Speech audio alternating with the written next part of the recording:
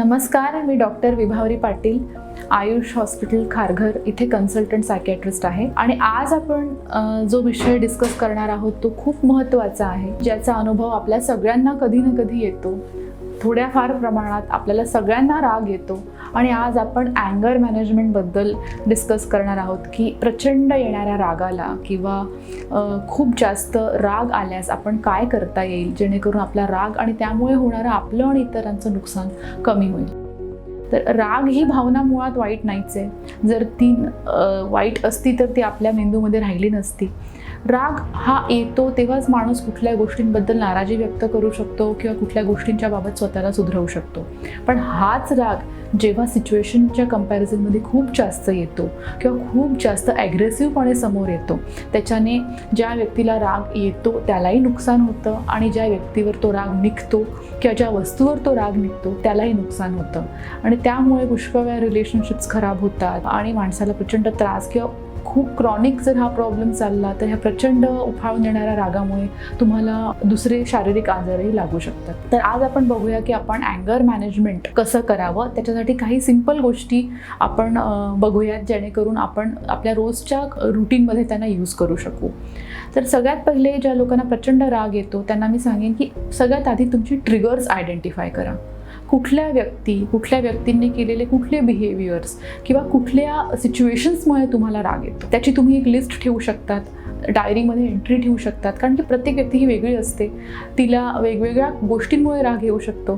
त्यामुळे आपल्याला कुठल्या गोष्टींनी त्रास होतो, कुठल्या गोष्टींनी आपला राग कंट्रोलच्या बाहेर जातो याची तुम्ही जर लिस्ट ठेवली किंवा तुमच्या माइंडमध्ये तुम्ही ठेवलं की ह्या पर्टिक्युलर सिच्युएशनमध्ये किंवा ह्या पर्टिक्युलर व्यक्तीला भेटताना मी माझ्या रागावर ताबा ठेवू शकत नाही आहे, हे जर तुम्ही आधीच्या आधी तयार करून ठेवलं तर तुमचा मेंदू प्रिपेअर्ड असतो त्या माणसाचे बिहेवियर्स किंवा त्या पर्टिक्युलर सिच्युएशनला हँडल करण्यासाठी.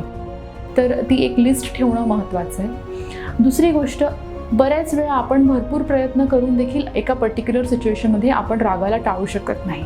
तर सगळ्यात पहिली गोष्ट, जर तुम्हाला राग यायला सुरुवात झाली असेल किंवा तुम्हाला जर असं वाटत असेल की ह्या सिच्युएशनमध्ये आता मी काहीतरी अप्रिय असं बोलेल, तर स्वतःला त्या सिच्युएशनमधून तातडीने तुम्ही बाहेर काढा. एक छोटीशी एक्सक्यूज देऊन मी 5 मिनिटात बाहेर जाऊन येतो किंवा येते. दुसऱ्या रूममध्ये जाऊ शकतात, ओपन हवेमध्ये किंवा खिडकीजवळ उभे राहू शकतात, बाल्कनीमध्ये जाऊन उभे राहू शकतात.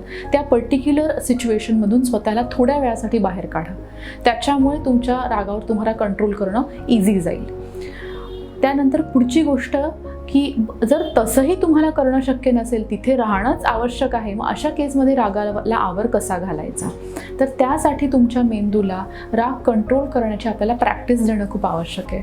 आणि ती प्रॅक्टिस कसं, तर नियमित व्यायाम करणे, ब्रीदिंग एक्सरसाइजेस करणे, योगा आणि प्राणायाम ही पुष्कळ अंशी तुमच्या मेंदूमध्ये जी उद्विग्नता येते राग येत असताना त्याला कमी करण्यास मदत होईल. तर जेव्हा रागाची सिच्युएशन किंवा जेव्हा रागाचा एखादा पर्टिक्युलर सिच्युएशन येते तर त्यावेळेस डीप ब्रीदिंग, लांब श्वास, खोल श्वास घेणे आणि सोडणे, खोल श्वास घेणे आणि सोडणे, ह्याच्याने रागावर ताबा मिळवणं तुम्हाला सोयीचं होईल.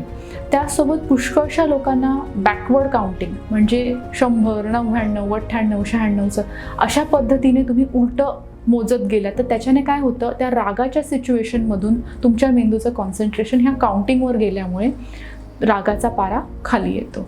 तर बॅकवर्ड काउंटिंग करणं ही एक पद्धत झाली. दुसरं म्हणजे positive thoughts, take it easy, शांत राहा, असं वारंवार स्वतःला मनातल्या मनात म्हणणं, ह्याच्याने सुद्धा तुमचं माइंड त्या रागाच्या सिच्युएशनपासून डायव्हर्ट होऊन दुसरीकडे जातं, जेणेकरून रागाची तीव्रता कमी होते.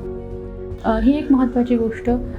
दुसरी महत्त्वाची गोष्ट अशी म्हणजे स्वतःचं एक नियमित रुटीन ठेवणं आणि नियमित व्यायाम करणं ही अतिशय इम्पॉर्टंट गोष्ट आहे की त्याच्याने स्ट्रेस बऱ्याच अंशी कमी होतो आणि रागावर ताबा मिळवणं सोपं जातं. त्याचबरोबर गायडेड मेडिटेशन आहे. म्हणजे बऱ्याच वेळा आपल्याला आपली भावना कळत नाही की आपल्याला खरंच दुःख झालं आहे, आपल्याला राग आला आहे, आपल्याला जेलसी झाली आहे आणि भावनेच्या भरात आधी आपण राग व्यक्त करतो आणि नंतर लक्षात येतं की अरे आपण गरजेपेक्षा जास्त बोललो. तर स्वतःच्या भावनांवर ताबा मिळवणं, आपल्या भावना ओळखणं आणि त्यांना कंट्रोल करण्यासाठी आपल्या मेंदूला आपल्याला ट्रेनिंग द्यावी लागेल.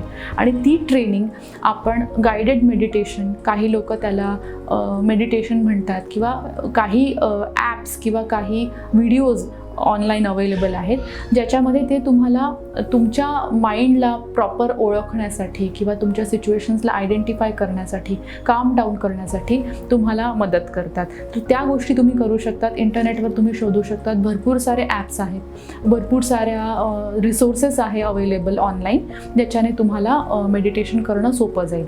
जर त्याच्यासाठी तुम्ही कुठल्या ट्रेनरकडे जाऊन तुम्हाला मेडिटेशन शिकून घ्यायचं असेल किंवा योगा शिकून घ्यायचा असेल तर ते सुद्धा तुम्ही करू शकता.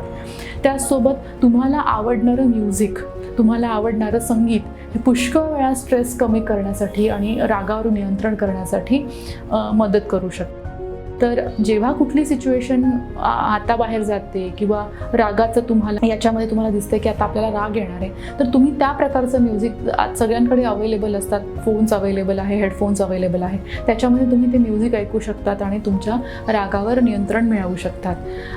त्याचसोबत सगळ्यात आधी स्वतःचे काही पॉईंट्स की ह्या पर्टिक्युलर सिच्युएशनमध्ये मी काय करणार, किंवा जर तुम्ही अँटिसिपेट करत असाल की बाबा आता आपण ह्या ठिकाणी जाणार आहोत, ही व्यक्ती आपल्याला भेटणार आहे, ही व्यक्ती आपल्याशी अशा पद्धतीने बोलते आणि आपला राग कंट्रोलच्या बाहेर जातो, तर आधीच्या आधी त्याचा प्लॅन ठेवणे की जर असं काही घडलं तर मी काय करणार.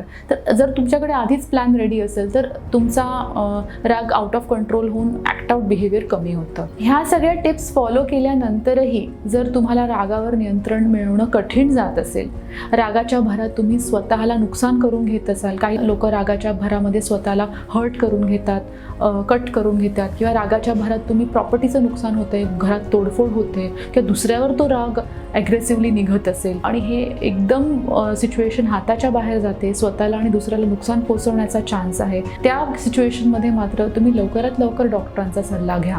कारण की त्या रागाच्या पाठीमागे दुसऱ्या कुठल्या मानसिक आजार किंवा मानसिक समस्या असू शकते, ज्याच्यासाठी डॉक्टरांचा सल्ला आणि ट्रीटमेंट तुम्हाला लागू शकते.